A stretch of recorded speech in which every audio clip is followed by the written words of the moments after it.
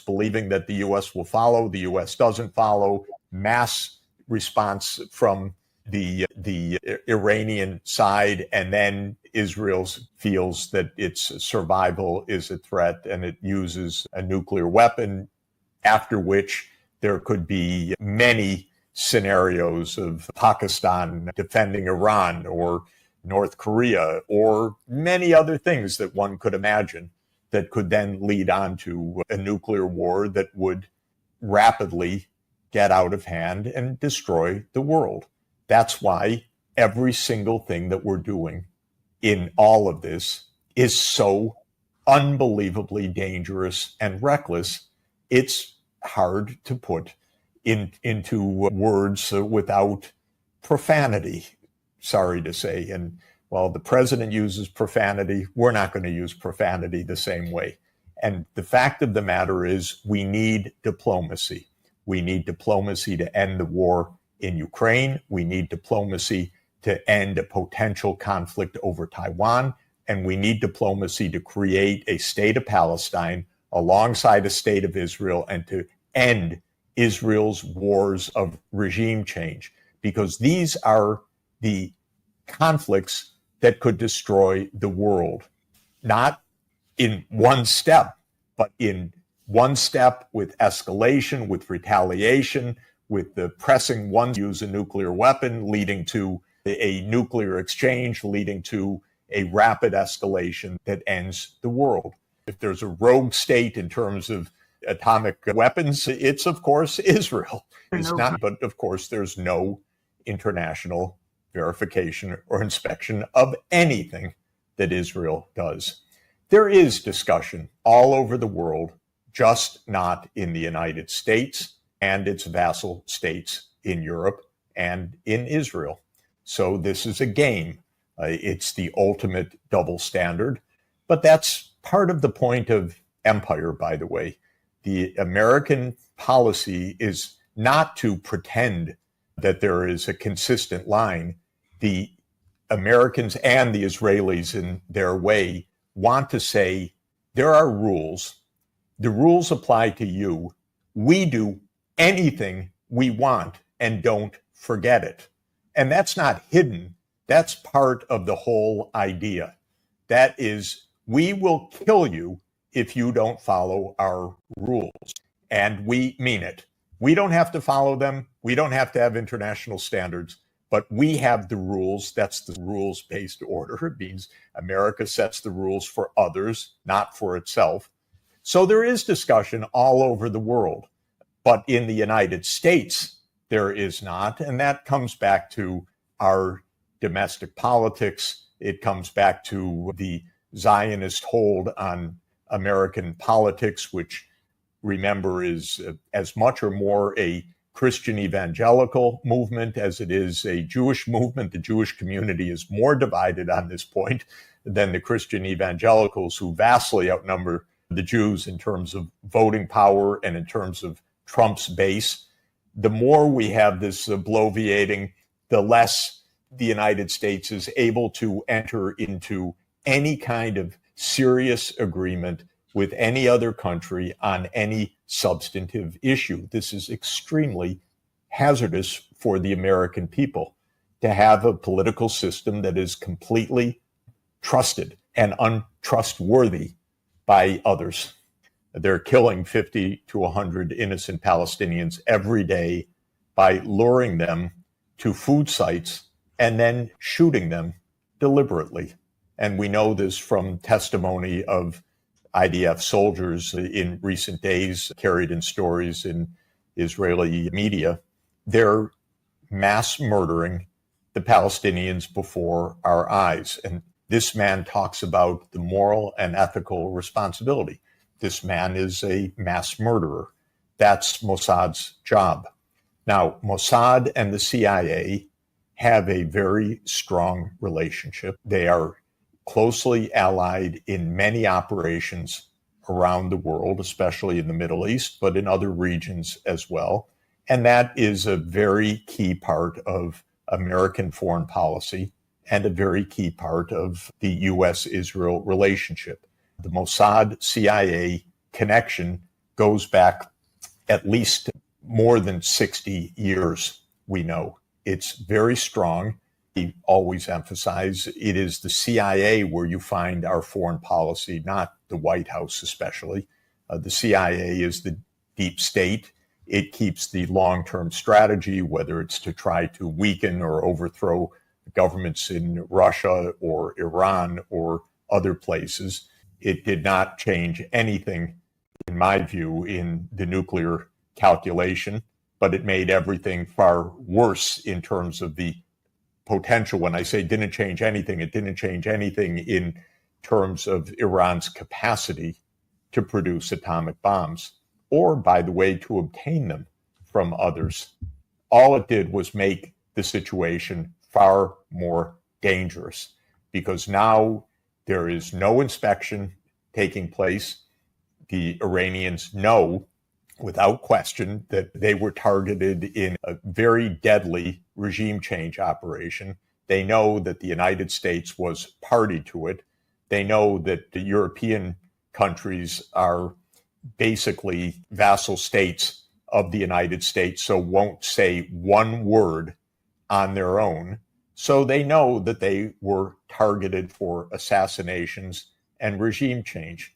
That does not make the situation safer today than last week. It makes everything far more reckless and dangerous. There is, as I think everybody now understands, a religious ruling many years ago that Iran does not want a bomb. There were negotiations for years where Iran said, we give over our nuclear materials, we open ourselves up to inspection, we do not want a bomb. We do not want unilateral disarmament because Israelis will murder us, period. So they don't want to be murdered by Netanyahu and his gangsters. But on the other hand, they don't want a bomb, even though Israel, of course, has many nuclear weapons. We murder the whole top of the government. We have a new government in place shortly. All will go well. That obviously did not happen at all, nor did the defenses work the way that the Israeli censors want us to believe. There was direct military censorship from Israel after the second or third day. We did not see all of the damage, but people posted a lot of the damage, and we know that it was extensive, very real, and very dangerous for Israel. But this is also just to say that Israel's been making wars for 30 years and drawing the United States into wars for 30 years that has not improved Israel's security. This is the irony. Same with the United States. We could be the most secure country in the history of the world, and yet we're closer to nuclear Armageddon than ever because of our flagrant, blatant irresponsibility of pushing us closer to the brink because we do not play fairly at all. We cheat on everything, every day. Every day is a lie, and every day threatens to push us to the nuclear brink, whether it's with Russia or with many other countries that have nuclear weapons right now. It's the only risk we face, but we're behaving at the president and the deep state in a way which actually protects us. It was the lead agency in a long war against the Syrian government that took hundreds of thousands of lives and culminated in a jihadist regime coming to power, which suddenly we declared to be our wonderful friend and ally, because in fact we run jihadists. The CIA does, and so does Mossad, contrary to what casual thought would suggest. So I'm not surprised by it, other than how clearly stated all of this is. That is just a long, professional, deadly, horrible relationship. Horrible because it has made a 4,000 kilometer swath of violence across North Africa, the Horn of Africa, the Eastern Mediterranean, and West Asia, running from Libya to Iran. This is murder incorporated, and murder, whether it's of the leaders for overthrows of government or mass murders of Palestinians, does not solve anything other than making mayhem and murder. And what was apparent from even the involvement that the United States had is that Trump's own base is against this, as are most of the American people. Frankly, I think most Americans are sick of Israel's wars and Israel's murders and Israel's boasting about assassinations. They're sick of it. Not everyone, but most. And that is true in Trump's base as well. So Netanyahu will continue to do what he's done for 30 years. He will continue to provoke. He will continue to make whatever claims and incentives he can to draw the United States into more war. It has pretended that its Iron Dome and other air defense systems give an absolute protection to Israel. Now we see that this is completely false. And so if Israel provokes another attack, and there's a massive attack from Iran that is threatening the heart of Israel, and one can imagine many ways that could happen, then I have no doubt that Israel would contemplate the use of one or more of its nuclear weapons. So any state threatened with survival that has nuclear weapons would do. And this is definitely true of Israel, given this mentality that is there, which is stoking up dangers because it refuses to have any kind of real diplomacy with the Arab world over the core issue that has been the core issue for 100 years, and that is the right of Palestinians that also live in the same area as Israel and that Israel is occupying. And because of that, the violence continues to soar. Israel provokes. It is not in a strong position the way that it thinks it is, and last week exposed its vulnerabilities. It counts on the United States to rescue it. But we can see that the United States may say, don't do that. Iran did not sit around with its enriched uranium waiting for this to happen. It almost surely secreted it out to other sites. There's no doubt that Iran continues to have the capacity. It hasn't wanted to do it, but it has the capacity to create atomic bombs out of the enriched uranium. It still has centrifuges. Some are saying it sets back that timeline if Iran were to choose it by a few months. I'm not even sure of that, given all of the analysis that we have heard. There is simply no way that a firm conclusion can be reached that this ended Iran's nuclear capacities. It did not.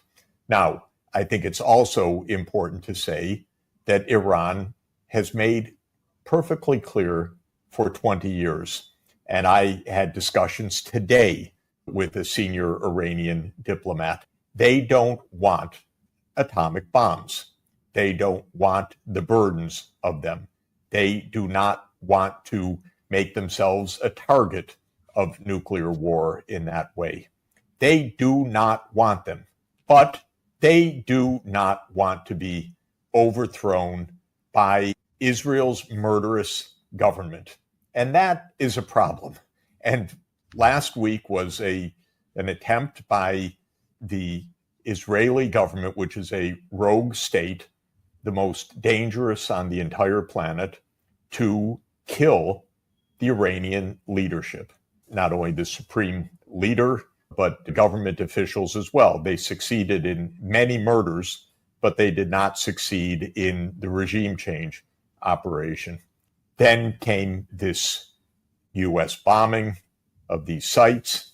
But if you push other nuclear powers like Russia or North Korea or Pakistan, you could certainly provoke a nuclear war. That is absolutely, or China, obviously, I should mention, over Taiwan, another phony issue that would never be the issue it is were it not for the provocative American positions on this. Because if it weren't for America arming Taiwan, Taiwanese politicians would never do the provocative things that they are actually doing, many of them, which bring us closer to a direct confrontation between the U.S.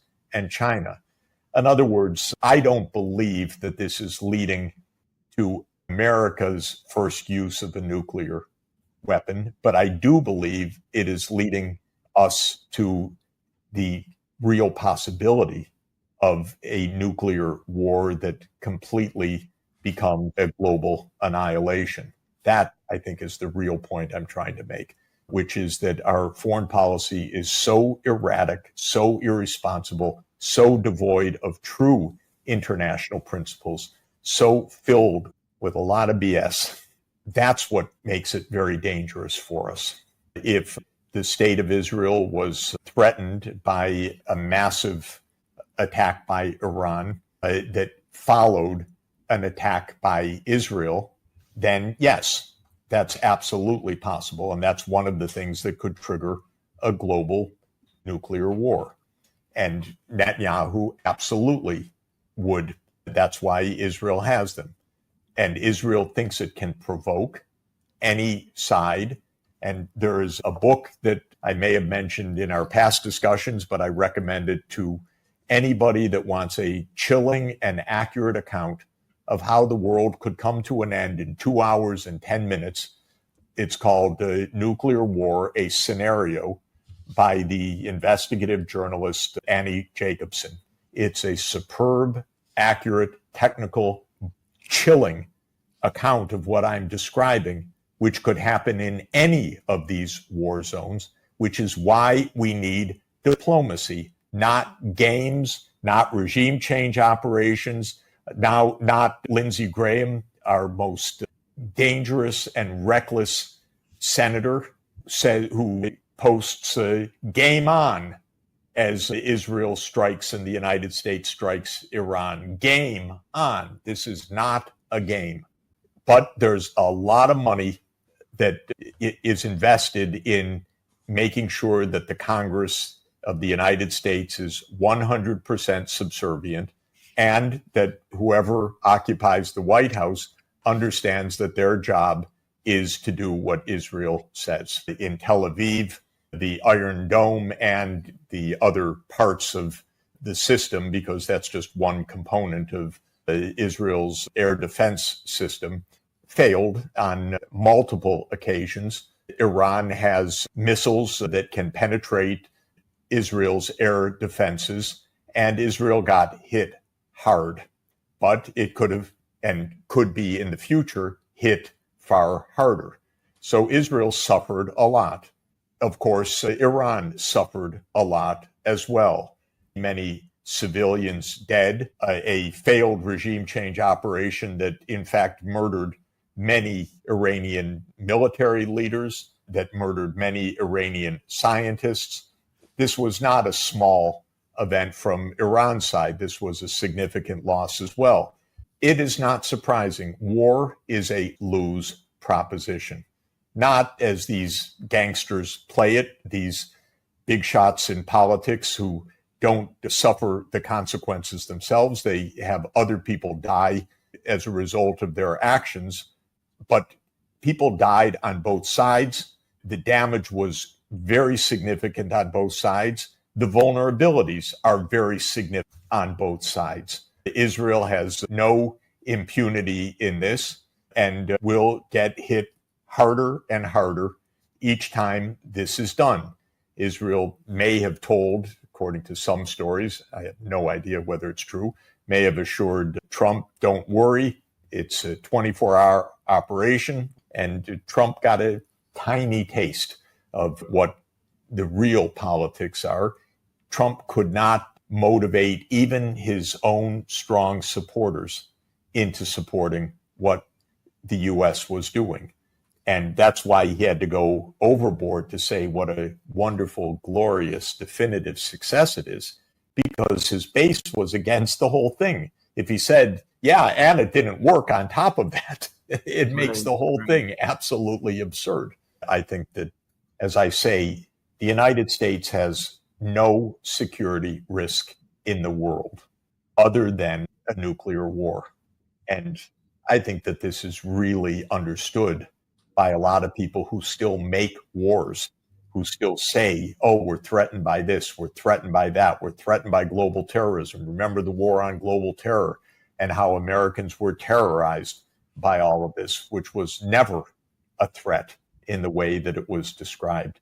I don't believe that we're anywhere close to having a nuclear war over this. Trump said it was the greatest bombing in the history of the world, or he compared it to Hiroshima and Nagasaki, which itself is an amazing thing for any president to say, especially if one happens to know the history of Hiroshima and Nagasaki, because the history is not, as every school child has been told for the last 80 years, that it saved American lives from invading Japan at the end of World War II. That's the bunkum story.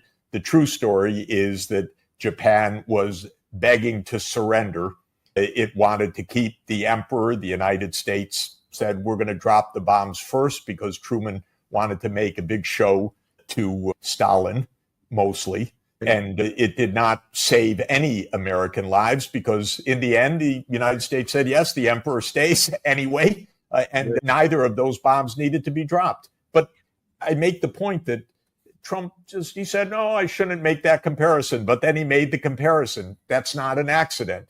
He's bloviating. He wants to say, look at how powerful the United States is. We can do what we want. We can blow you up.